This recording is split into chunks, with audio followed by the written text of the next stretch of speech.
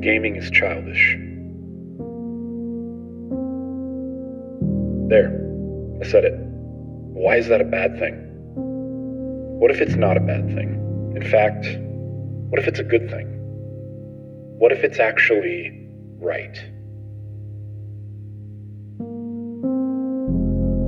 Growing up, I remember looking at adults and seeing a sliver of their lives and thinking, man, they don't have any fun. And as a young adult, I found myself surrounded by men who were leaders and who always ruminated on important things and big ideas. I'd sit in these spaces and I'd try to fit in, but ultimately I felt like a fraud. I knew that not only could I not keep up with them, but even more importantly, I don't know that I wanted to. The system I was in sort of demanded that I try, but in my heart, I wasn't there. Have you ever had a band or a song that you really loved and you tried showing it to someone and it always goes the same? They never quite vibe on it the way you hope they will. But have you ever had one of those moments where they actually did? It's magical.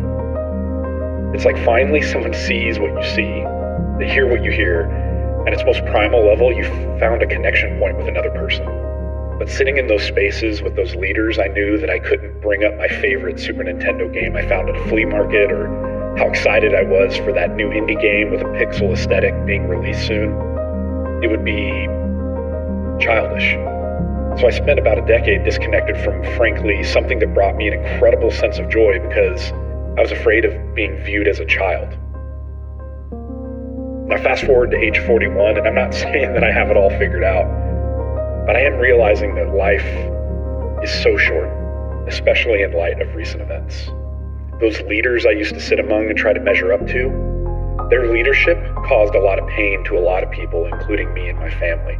But if I'm honest, it's not 100% their fault. I mean, sure, they made choices and walked out certain outcomes that had real impact, but some of it was on me as well.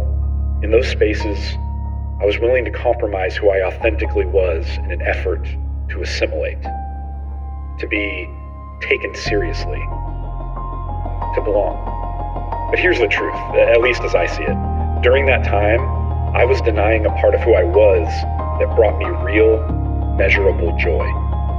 It was almost this part that felt like I had to hide, like I was ashamed. Maybe you felt like that. Maybe it was something other than gaming that brought you real joy, but felt equally compromising. This year, 2025, when we rang in the new year, people asked me what my goals were. How did I want to expand my leadership or continue to grow? I took a long look in the mirror and I decided to choose joy. Unashamedly, uncompromising, unabashed joy. To lean into those things that fill me up and spark something inside of me that is intoxicating and contagious. Those things that foster wonder and imagination, that just allow me to smile and get lost for a bit in the best way possible. And here's the thing, it's not an excuse to lean hard into something that's destructive in my life. That's not joy. It's not an excuse to shirk responsibility or ignore the people and things around me that require not just my attention, but my intention. Again, there's no joy in that. But it's simply a surrendering to the way I was wired, to the places that my mind, my heart, and my imagination long to go without reservation.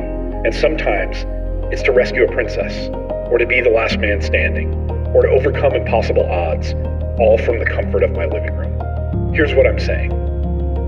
People might want to shut down your joy because they've already shut theirs down a long time ago. And sure, gaming is childish, but if it means rediscovering that wonder, reigniting a long dormant imagination, maybe even reconnecting to your roots, maybe acting a little childish isn't such a bad thing after all.